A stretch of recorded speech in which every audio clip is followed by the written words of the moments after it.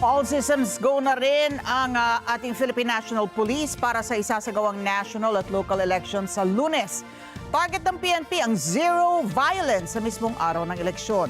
Detalye sa report ni Mar Gabriel.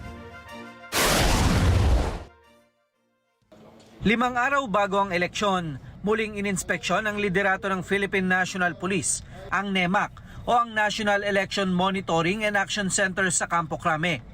Dito imomonitor ang sitwasyon sa buong bansa, bago, sa mismong araw at pagkatapos ng eleksyon. Konektado ito sa kanilang mga regional office hanggang sa pinakaliblib na istasyon ng pulis.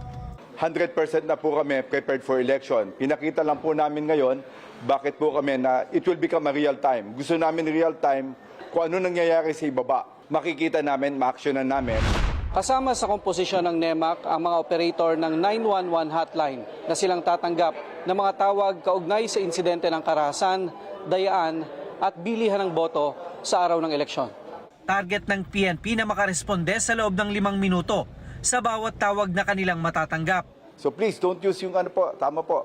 Huwag po kayo mangloloko, sayang po yung tawag nyo kasi every time na may tatawag sa amin ng frank calls, kinakain niya yung linya eh. Yun po yung nagiging problema. Ayon kay General Marbil, target nila ang zero violence sa mismong araw ng eleksyon.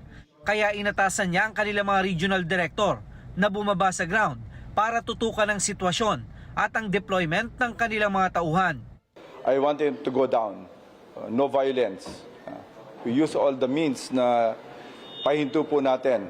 Lahat ng violence, walang dapat na killings. Make sure na talagang it will be the honest, orderly, and peaceful election for this midterm 2025. Sabi ko nga lahat ng mga pulis natin, bababa. Ang mga commander na magpapabaya at malulusutan ng karahasan, sisibakin at mahaharap sa kasong administratibo. Pinatitiyak din ni Marbil na walang pulis ang magpapagamit at makikisawsaw sa politika. We will be filing cases. Hindi po matatapos yung election sa amin. By May 12, there will be reckoning for people who will not in any way hindi effective dun sa implementation ng gusto nating no violence.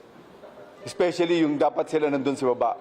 Bukas sisimulan na rin ng PNP ang deployment ng 167,000 mga tauhan nila na magbabantay sa mga polling center sa bansa. Kasama rin sa ide-deploy ang higit sa 3,000 mga pulis na sinanay bilang mga Special Electoral Board. Makakatuwang din ng PNP ang halos 38,000 tauhan ng AFP, Philippine Coast Guard at ng Bureau of Fire Protection. Wala naman daw silang namomonitor na seryosong banta kaugnay sa eleksyon. So we'll make sure na ang PNP po, sisiguraduhin po namin ang sanctity ng ballot, makakapunta po kayo sa presinto na safe po kayo at makakabalik po kayo sa bahay nyo na safe pa rin. Ngayong araw, inactivate na rin ng PNP ang kanilang Media Action Center kung saan magbibigay sila ng real-time update sa mga kaganapan sa buong bansa mula sa Election Day hanggang sa panunumpa ng mga mananalong kandidato. Mar Gabriel para sa Mata ng Agila. Matatag, matapang, matapat.